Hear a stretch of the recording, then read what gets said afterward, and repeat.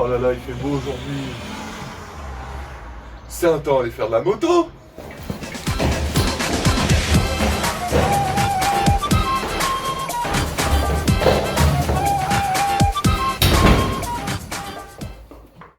Allez, c'est parti.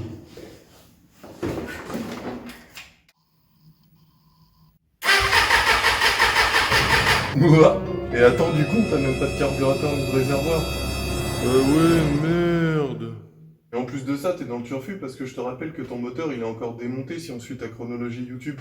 Bah c'est pas grave, je vais prendre mon tricycle. Ou je peux aussi remonter mon carburateur. We don't care when you call our name. We don't care, we are just the same. We ignore the race and we ignore the fight. We need a miracle.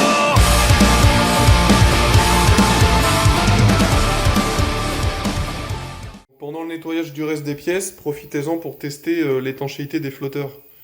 Donc on vérifie quand même leur bon état. Et pour l'étanchéité, bah tout simplement il suffit de le poser dans l'eau. S'il flotte, c'est qu'il est en bon état. S'il coule, c'est qu'il est à remplacer.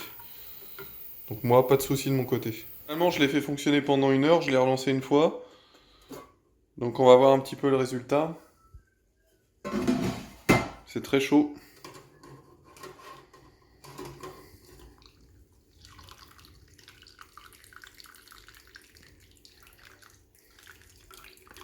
Alors on va essayer de mettre ça de côté.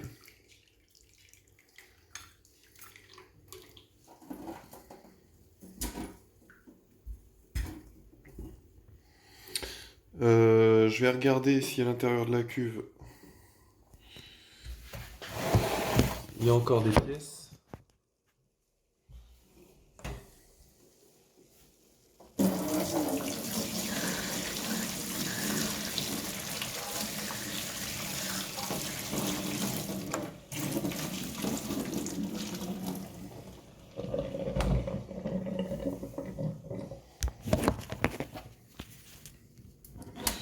Hop. Donc voilà un peu le résultat. Donc les cuves elles sont impeccables.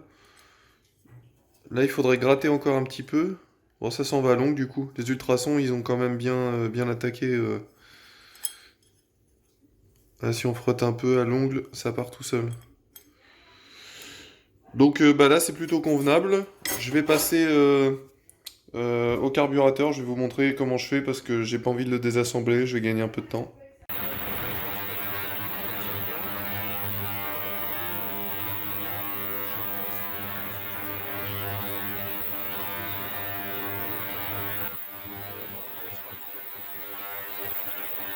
Là j'ai les cuves qui sont toutes propres. Les flotteurs, là il y a des joints. Et puis voilà, il y a un peu de quincaillerie aussi. Donc tout est nickel, hein. Le carbu va être comme neuf. Donc, après passage aux ultrasons, voilà le résultat. Donc c'est plutôt convenable, hein. Il y a des petites traces sur l'aluminium qu'on ne peut pas éliminer, mais ça c'est dû à la corrosion naturelle, hein. Donc on ne peut rien faire. Le principal c'est que ça soit propre et qu'il n'y ait plus de dépôt, que tous les puits ne soient pas bouchés, quoi. J'aurais dû démonter le puits de pointeau là, mais finalement je l'ai pas fait. Il a l'air ouais, il a l'air impeccable. On voit qu'il n'est pas obstrué. Donc voilà, on passe au remontage tout de suite. Donc, on va commencer par les gicleurs de ralenti. Voilà, les 4 gicleurs de ralenti. Donc ce que je vais faire, pour éviter que, au redémontage, s'il y a un redémontage dans le futur, pour éviter que la vis soit très dure à démonter comme hier, je vais mettre juste un petit peu de graisse cuivrée dessus. Donc pas sur les trous, hein, juste. Je sais pas si on va voir. Bon, il veut pas faire la mise au point. Voilà. Juste sur le filetage. Il faut surtout pas obstruer les trous. On le remet dans son puits. C'est vraiment une petite lichette, quoi.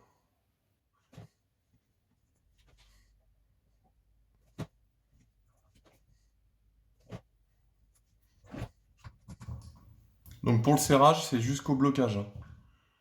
Pas besoin de serrer comme un malade. On bloque et on serre très très modérément.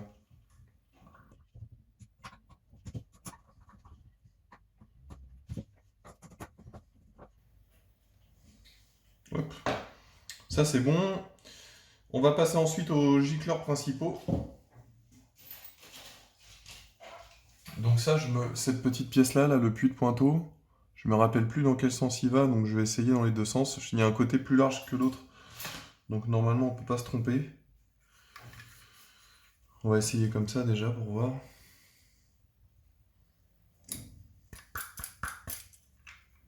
Voilà, dans ce sens-là, on voit qu'il ne ressort pas, il ne ressort pas ici, donc à mon avis c'est dans l'autre sens.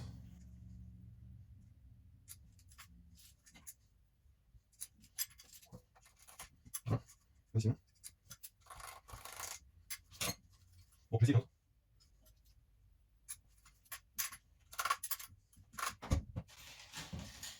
Voilà, a priori c'est ça pour le sens.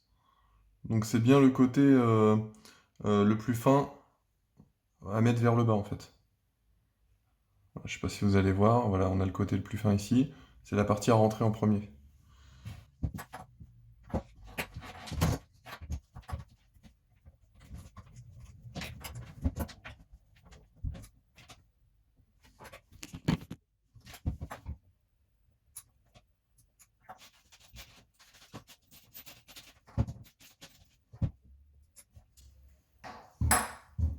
Voilà, on va venir ensuite mettre les 4 diffuseurs. Donc on vérifie que le puits de Pointeau sort bien de son orifice. Ouais, celui-là il est un peu sensible, je vais me mettre sur celui-là pour vous montrer. Voilà, juste là, ici, on voit le puits de Pointeau qui se positionne. Voilà, juste là.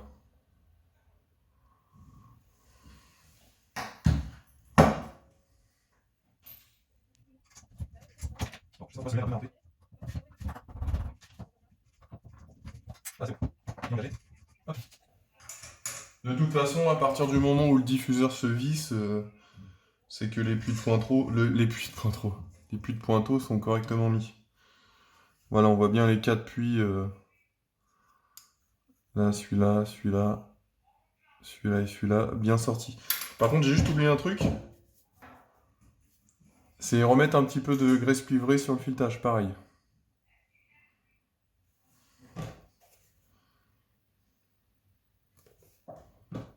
Voilà. On étale comme ça. Et ça va se répartir tout seul en serrant.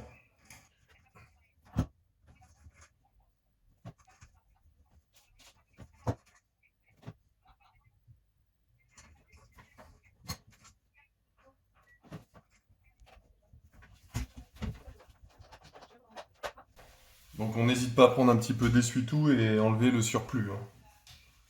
Sinon ça va se retrouver dans l'essence. Ensuite on se munit d'une douille de 8 et d'un cliquet. Et on serre très modérément les diffuseurs. C'est très très fragile.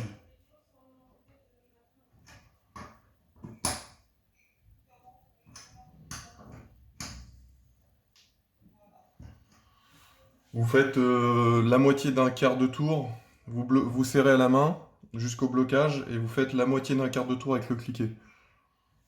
Donc pour les gicleurs principaux, même traitement, un chouïa de graisse cuivrée sur le filetage.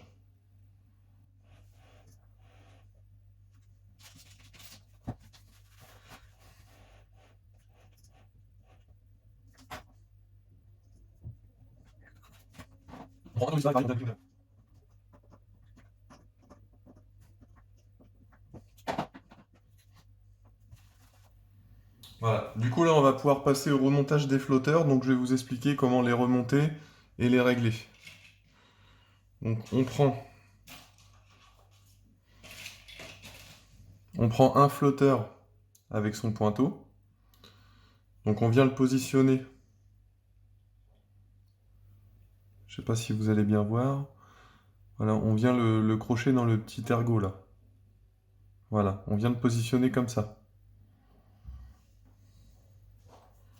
Ensuite, au niveau de la rampe, on va juste venir insérer. Mince. En gros, il faut que le pointeau tombe dans le trou ici. Enfin, tombe. Reste accroché au flotteur, mais il faut l'insérer dans le trou ici. Donc on recommence.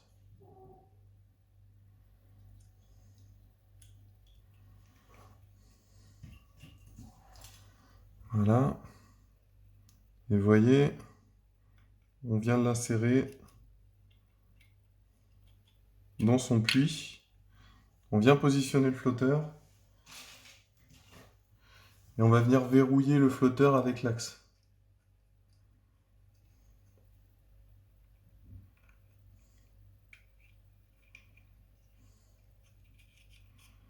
Voilà. Une fois que ça c'est fait, on ne peut pas remonter comme ça. Il va falloir vérifier les niveaux de cuve. Donc c'est très important parce que si, par exemple, vous voyez, au niveau des bases pour le fonctionnement, le pointeau va venir couper l'arrivée d'essence. Donc quand le niveau d'essence va monter dans la cuve, le flotteur va monter, monter, monter. Tac, le pointeau va fermer l'arrivée d'essence. Et on va avoir un niveau toujours régulier dans la cuve. Ce niveau, il va falloir l'ajuster parce qu'il faut que le gicleur là, les deux gicleurs soient immergés. S'il n'y a pas assez d'essence, ça risque de ratatouiller.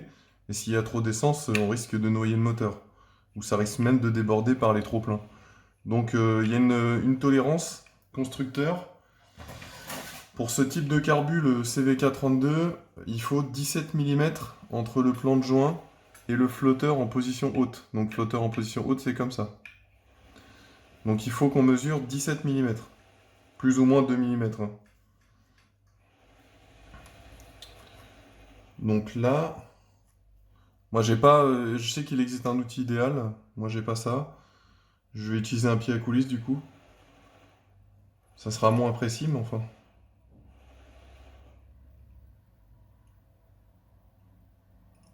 Donc là, moi je suis à.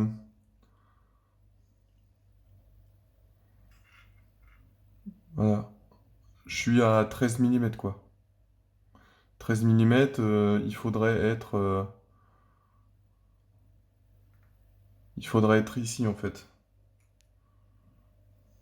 Donc là, mon niveau de cuve, il est pas bon du tout. Donc ce qu'on va faire, c'est. On va renlever l'axe. On vient renlever le pointeau du flotteur. Et vous voyez ici la petite lamelle. Donc il y a les immodérément parce que c'est quand même fragile. Vous pouvez la plier vers le bas ou vers le haut pour ajuster la hauteur du flotteur. Donc moi je vais régler les 4 carbus tranquillement et puis une fois que c'est fait, je vous reprends. A de suite. Je vous montre ma petite technique. En fait avec un tournevis, je viens lever le flotteur. Et je viens appuyer ici pour baisser la languette où je passe le tournevis en dessous. Voilà, comme ceci pour faire levier en fait, pour la remonter. Donc en faisant attention de ne pas abîmer le pointeau, évidemment, il ne faut pas appuyer dessus. Voilà, et là, pour vérifier le réglage, on bouge plusieurs fois le flotteur, hein, on le laisse retomber naturellement. Et on vient mesurer entre le... Voilà, on vient mesurer entre le haut du flotteur et le plan de joint, et là on a bien 17 mm. Donc ensuite, visuellement, je vais les mettre tous à la même hauteur. On voit que celui-ci, il est plus bas. Donc je vais mettre les 4 à la même hauteur, je vais quand même mesurer, et puis ça sera bon. Voilà, là on voit bien que mes flotteurs sont tous au même niveau. Voilà, 17 mm en position basse. N'hésitez pas à jouer un petit peu avec, hein. Voilà, pour qu'ils prennent bien leur place. Tu souffles dans le tuyau d'arrivée d'essence. Et tu vois, quand tu lèves le flotteur, l'air passe. Donc il suffit juste de lever le flotteur, de souffler. et de descendre le flotteur jusqu'à ce que l'air ne passe plus. Voilà. Là, l'air ne passe plus. Et ensuite, on mesure la distance entre le haut du flotteur et le plan de joint de cuve. On doit être entre 15 et 19 mm. Donc là, je suis à 17 sur les 4. C'est parfait. On passe à la suite. On va pouvoir remonter les cuves. Hop.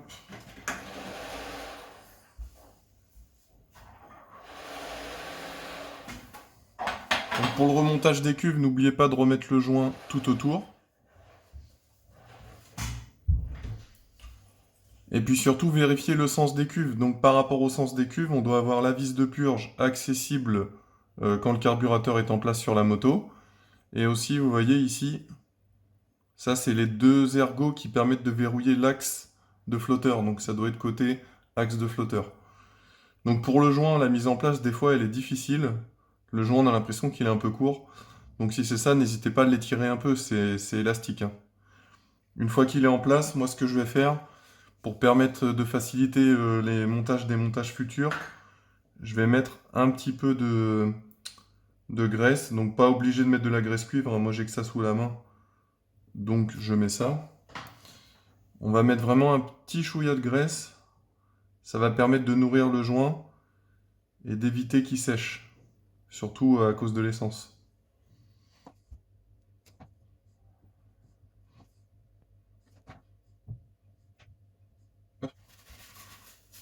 Donc l'idéal c'est de mettre de la graisse normale. Ça fait très bien l'affaire.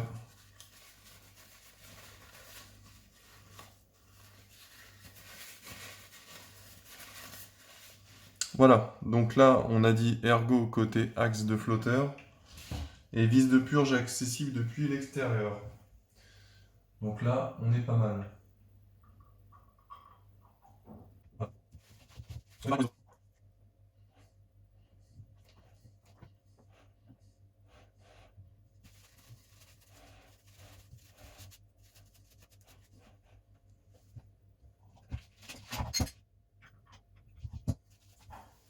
On fait gaffe hein, que le joint ne se barre pas au serrage, hein.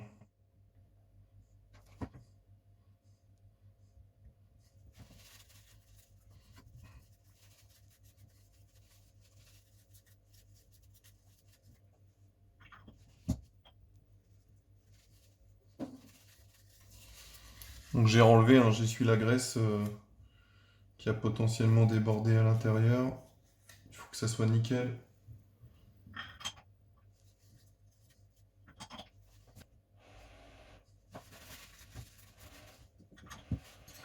Voilà, on va venir remettre les vis. Du coup pareil, hein, pour les vis, je vais leur mettre un petit chouïa de graisse cuivrée.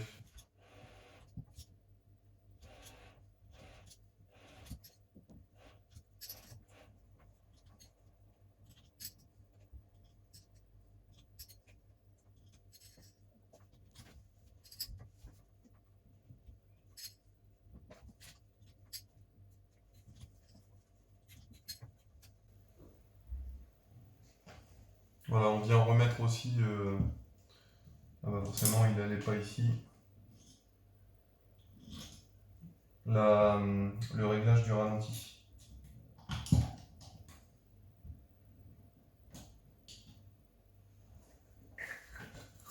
Voilà, on va passer au serrage pour cette partie-là.